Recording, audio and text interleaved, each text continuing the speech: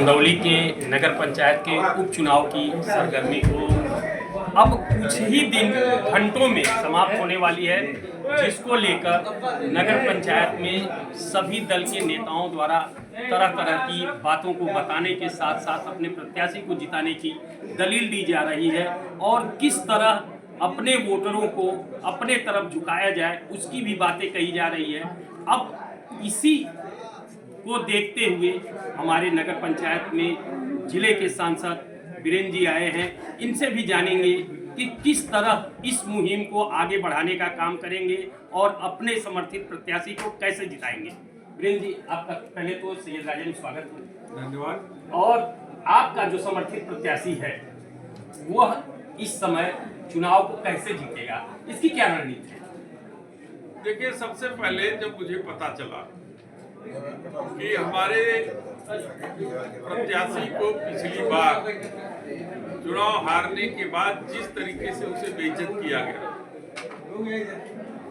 और उत्पीड़न की कार्रवाई की गई और उत्पीड़ित किया गया, हमारी पार्टी का जो सिद्धांत है, जो पीडीए का सिद्धांत है कि हम हर उस व्यक्ति के साथ खड़े होते हैं जो फासिस्टवादी ताकतों के द्वारा दबाया जाता है, जो गुंडों और बदमाशों के द्वारा प्रताड़ित किया जाता है, जो बाहुबलियों के द्वारा दबाया जाता है, तो हम उसके साथ खड़े होते हैं।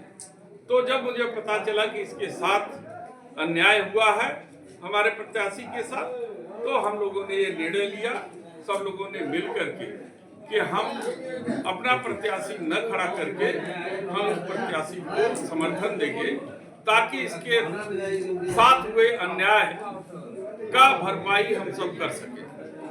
ये मान्यता है सैयद राजा का कि समाजवादी पार्टी से जो टिकट पाता है वो हार जाता है और कम वोट पाता है, क्या इस डर से तो नहीं समर्थन दिए हैं?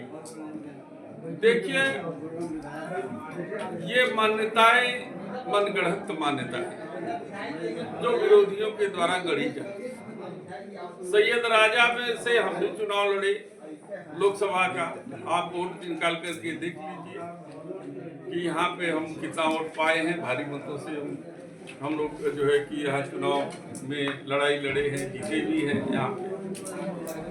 तो ये मान्यता विरोधियों के द्वारा फैलाया गया है। सैयद राजा हमेशा समाजवादी धरती रही है, ये हमेशा उन ताकतों के खिलाफ खड़ी हुई है, ये शहीदी धरती है।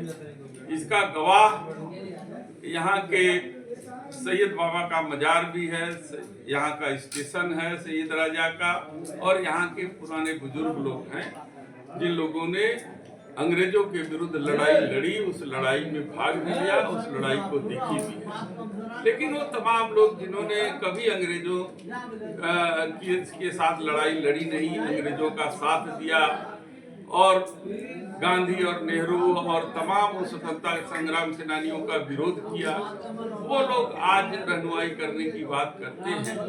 ये बड़ा दुर्भाग्यपूर्ण स्थिति है। लेकिन ये सैयद राजा की धरती हमेशा शहीदी धरती रही है और हमेशा शहीदों के साथ खड़ी है। भाजपा कह रही है कि नगर पंचायत में अगर चुनाव जीतते हैं तो इस नगर पंचायत का नाम बदलने की बात कर रही है, इस पे क्या करेंगे? देखिए, सैयद बाबा के नाम से ये सैयद राजा का नाम पड़ा है।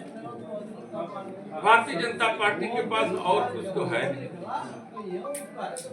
स्वर्गीय लाल बहादुर शास्त्री जिनका योगदान चंदौली से रहा है, जब नाम बदलने की बात आई तो मुगल सराय का नाम लाल बहादुर शास्त्री जी के नाम से न करके पंडित दीनदयाल के नाम से किए। पंडित दीनदयाल का क्या योगदान रहा है ये चंदौली की धरती पर। तो इस तरीके की तमाम हरकतें भारतीय जनता पार्टी करती है और उसको दुरुस्त करने के लिए हम लोग 2027 में आ रहे हैं ना। वो अगर कुछ खुराफात करेंगे तो 2027 में हम लोग दुरुस्त कर लेंगे, इसकी चिंता मत कीजिए। सही, आप एक तरफ कह रहे हैं कि भाजपा विरोधी वोटों को एक करेंगे, वहीं कांग्रेस भी अपना प्रत्याशी लड़ा रहा है, तो इसमें कैसे वोटों को एक करने की कैसी रणनीति होगी? देखिए, हमारी शीर्ष नेताओं से कांग्रेस से बात हुई। कांग्रेस के शीर्ष नेता जब हमने उनसे ये बात कही कि हम वहाँ एक ऐसे प्रत्याशी का समर्थन कर रहे हैं जो प्रत्याशी पिछली बार सेकंड नंबर पे था, मजबूती से लड़ा, उसके साथ बहुत दुर्भाग्य हुआ, बहुत जो है उसको प्रताड़ित किया गया।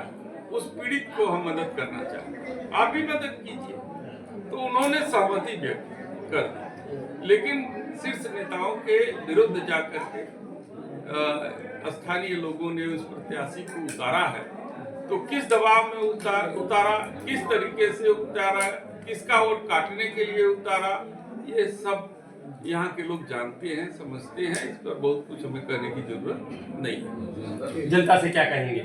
जनता से अपील करेंगे कि अन्याय के विरुद्ध खड़े हों और उन ताकतों का विरोध करें जो डर के दबाव में वोट लेना चाहती है, इस चुनाव को जीतना चाहती है। जैसा कि देख रहे हैं कि सांसद जी ने बताया कि जो भी आपका चुनाव का परिणाम तो आपके वोटों के ऊपर निर्धारित करेगा, लेकिन हमें इस चुनाव को डर को हटा के जीतने की काम करेंगे और इसके लिए सभी को एक करने की भी अपील की है। तो अब देखना है कि कुछ ही 72 घंटे केवल बाकी हैं। 72 घंटे में अब नगर पंचायत के चुनाव का क्या परिणाम होता है। चंदौली से विनय तिवारी।